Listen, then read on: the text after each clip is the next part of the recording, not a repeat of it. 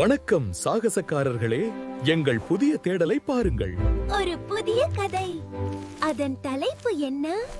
சோம்பேறி யானை என்று பெயர். இது ஒரு பாரம்பரிய கதை. ஒரு யானை. இவன் தான் எலாரா யானை.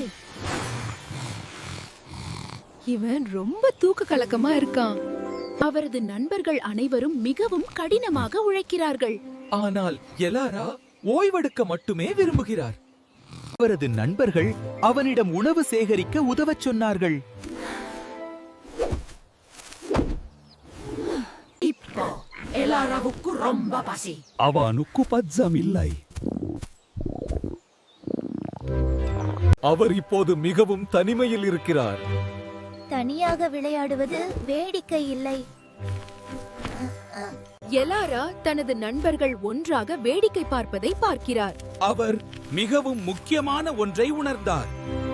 அவன் தன் நண்பர்களுக்கு உதவ முடிவு செய்கிறான்.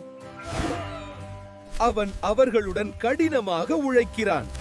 பாருங்கள், ஒன்றாக வேலை செய்வது வேடிக்கையாக இருக்கும். அவர் அதில் கெட்டிக்காரர். ஹுரே! இப்போது எல்லோரிடமும் நிறைய உணவு இருக்கிறது.